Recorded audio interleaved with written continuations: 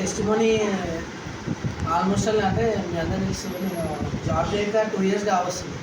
1.5 year nearly 2 years. అంటే ఆ life ఇప్పుడు అంటే బ్యాక్ ఎండ్ నుండి జాబ్ చేయకుండా ఉండడం వేరు ఉంటుంది, బ్యాక్ ఎండ్ సపోర్ట్ నుండి అంటే ఎలా తీయకుండా ఉండడం వేరు ఉంటుంది, ఆపర్చునిటీస్ రాకుండా చేయడం వేరే ఉంటుంది. ఆపర్చునిటీస్ వచ్చినా కూడా చేయకుండా ఉండడం అనేది సిచ్యువేషన్ అంటే లైఫ్లో ఫస్ట్ టైం అన్నమాట.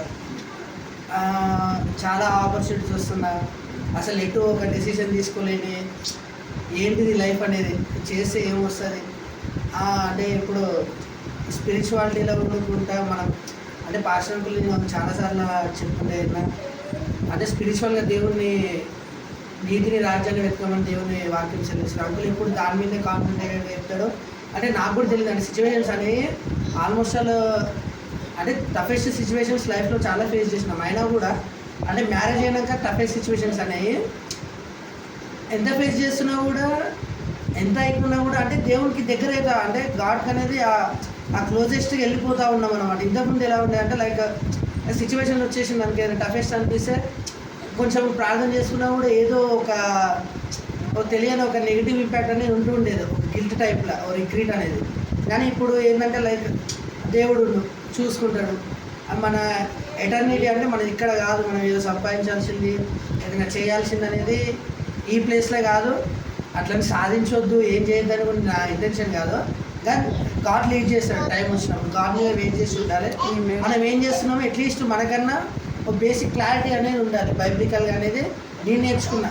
ఇంకా యాక్చువల్ 2 minutes అంకుల్ దగ్గర అసలు నేను నేర్చుకుంది స్పెసిఫిక్ ఏంటంటే ఒక థింగ్ అయితే ఉన్నప్పుడు పేషెంట్ ఓపిక ఎలా ఉండాలనేది నేను చాలా నేర్చుకున్నాను. ఎందుకంటే థింగ్స్ అనేవి ఇప్పుడు 100కి 99% మన వేలు అయ్యి 1% కాకపోయినా కూడా మనము సరుగుతూ ఉంటాము.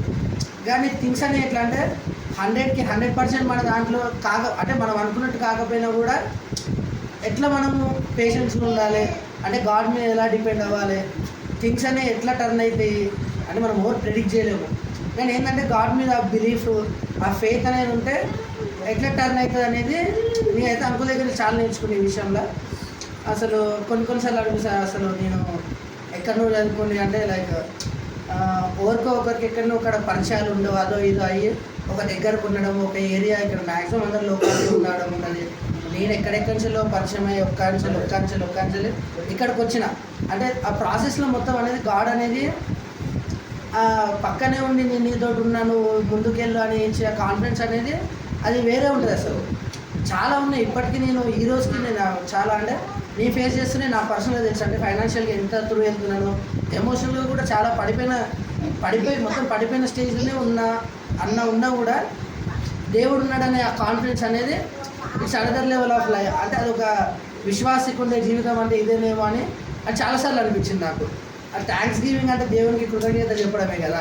అంటే ఇంత ప్రాసెస్లో ఆల్మోస్ట్ చిన్నప్పటి నుంచి నా లైఫ్ చాలామంది తెలియకుండొచ్చు, పేరెంట్స్ లేకుండా అయినా కూడా అంటే అన్నీ నాకు అర్హతకు మించే వచ్చినాయి అన్నమాట.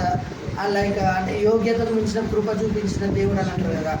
అంటే దేవుడు అనేది ఏం లేని వాళ్ళకు అంటే బుద్ధి గల వారిని అగౌరవపరచడానికి బుద్ధి లేని వారిని ఎంచుకుంటారని దేవుని వాక్యం చెల్లిస్తుంది.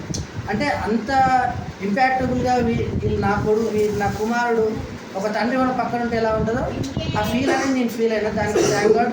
అగైన్ అంకుల్కి కూడా చాలా అంటే ఒక ఫైనాన్షియల్గానే కాదు, స్పిరిచువల్గా, ఎమోషనల్గా, ఫిజికల్గా అంటే ఏ కైండ్ ఆఫ్ హెల్ప్ కావాలన్నా కూడా ఆ డేవిడ్ అంటే ఒక పర్టికులర్ టైం పాయింట్ ఆఫ్ వ్యూలో తను రెస్పాండ్ కాకపోయినా కూడా ఇమీడియట్గా తను ఒక ఆన్సరబుల్ అయ్యే టైంకి అకౌంటబుల్గా అంటే వీళ్ళు నా స్పిరిచువల్ సన్స్ డాటర్స్ అనే ఉద్దేశంలో అంకుల్లో చాలా ముందలు తీసుకొచ్చాడు. దానికి థ్యాంక్స్ అంకుల్. ఈ చిన్న సాక్షి దేవుడు జీవించింది.